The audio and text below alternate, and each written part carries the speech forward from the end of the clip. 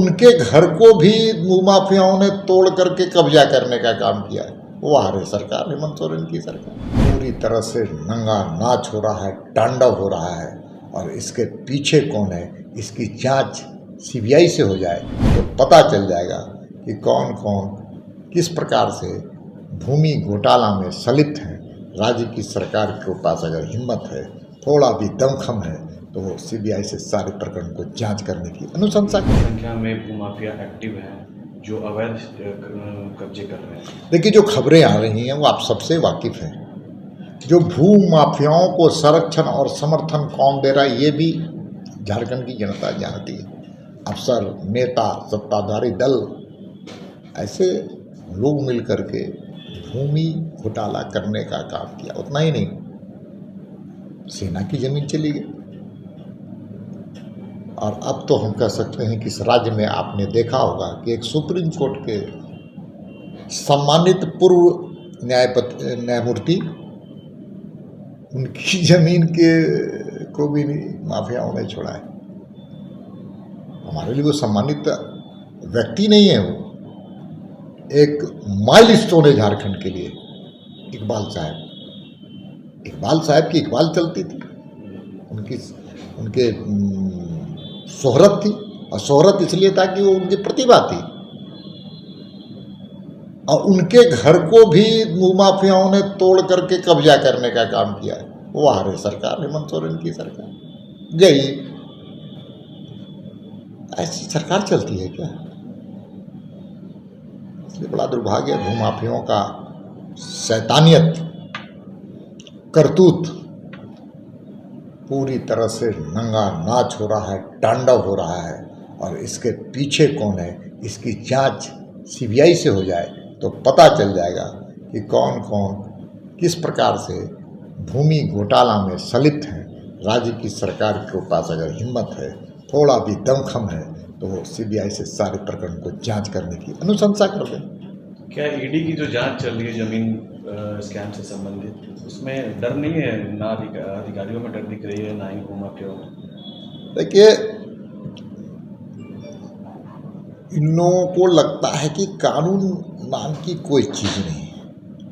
कानून से खिलवाड़ करने का इनका पैदाइशी अधिकार है। और इसका मूल कारण है कि राज्य की शासन व्यवस्था पर राज्य का नियंत्रण नहीं है, स्टेट का भी। स्टेट स्पॉन्सर्ड जब करप्शन होगा, फैमिली स्पॉन्सर्ड करप्शन होगा, तो राज्य की स्थिति इसी प्रकार से विकराल रूप से भूमाफियाओं के द्वारा तांडव और नंगा नाच होगा। और सरकार सिर्फ देखती रह जाएगी, बेबस लाचार की तरह। पिछड़ा वर्ग आयोग को सरकार ने जिम्मा दिया है, लेकिन सवाल यह है कि आयोग के तो अध्यक्ष भी नहीं। यही तो समझना होगा कि ये सरकार ना समझ सरकार है, या तो जनता को भूल भुलैया में रखने वाली सरकार है। जनता मूर्ख नहीं है। पिछड़े समाज को ये की आत्मा पर प्रहार करने वाली सरकार। पंचायत के चुनाव में पिछड़े समाज के हक और हुकूक को छीनने का काम किया। अब जब नगर निगम के चुनाव के समय आए, अवसर आए, तो ट्रिपल टेस्ट की घोषणा तो की, लेकिन एक ऐसे आयोग के पास भेजने का काम और उसके संपादन करने का काम किया जिसका अस्तित्व ही इस प्रदेश में नहीं है। क्योंकि हेमंत सोरेन पिछड़ा आयोग की गठित ही नहीं किया। दंतविहीन आयोग के पास भेज करके पिछड़े समाज को फिर से ठगने का काम किया। अगर उनमें दम हो तो घोषणा करें कि ट्रिपल टेस्ट 1 महीने के अंदर हम इसको कंप्लीट करेंगे और सितंबर में हम नगर निगम के, नगर पालिका के, नगर परिषद के चुनाव कराएंगे। लेकिन मैं जानता हूँ ये करेंगे नहीं, क्योंकि पिछड़े समाज के हक को छीनने वाली सरकार डरी हुई है, भाजपा से डरी हुई है, झारखंड की जनता से सहमी हुई है। हर दिन अधिकारी जेल जा रहे हैं, दलाल जेल जा रहे हैं। इसलिए सहमी हुई सरकार से कोई जनता की अपेक्षाएं भी नहीं है, डरी हुई सरकार से अपेक्षाएं भी नहीं है, जन विरोधी सरकार से कोई अपेक्षाएं भी नहीं है। सर्व समाज को अगर कोई सबसे ज़्यादा नुकसान इस राज्य में हुआ तो हेमंत सोरेन की सरकार में हुआ। आप कह रहे सरकार की मंशा ही नहीं है चुनाव कराने के लिए। मैं फिर बार बार कह रहा हूँ, हिम्मत है, थोड़ा भी दम है, थोड़ा भी दम है तो ट्रिपल टेस्ट की समय निर्धारित करे, सीमा तय करे और उसके बाद सितंबर में चुनाव करवा दे। पता चल जाएगा दूध का दूध और पानी का पानी। सिविल कोड को लेकर देश में चर्चा शुरू हो गई है। प्रधानमंत्री ने भोपाल में इसकी बात कही और उसके बाद से ही आप देख रहे होंगे कि विपक्ष की तरफ से कई तरह के बयान भी आने शुरू हो गए। देखिए, यूनिफॉर्म सिविल कोड देश के लिए आवश्यक है।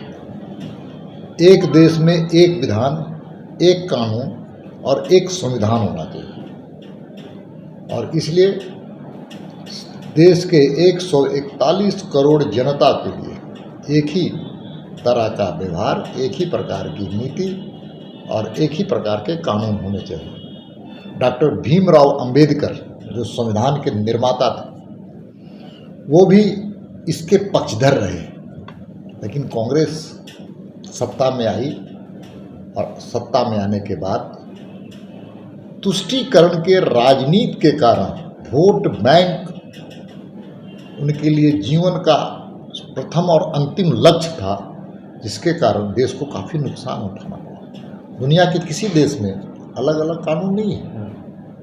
आप विकसित देश देख लीजिए, अल्प विकसित देखते, अर्ध विकसित देश देख लिए, सभी दुनिया के देश इसी कानून पर चलते हैं।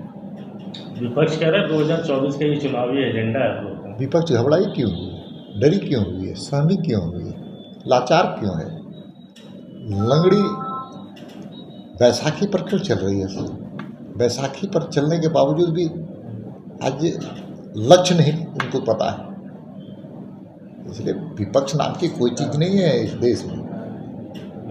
विपक्ष तो पटना में एक बार बैठी, दूसरे दिन सबके अलग अलग राग, अलग अलग एजेंडे, अलग अलग गाने और गाने के तरीके भी अलग अलग।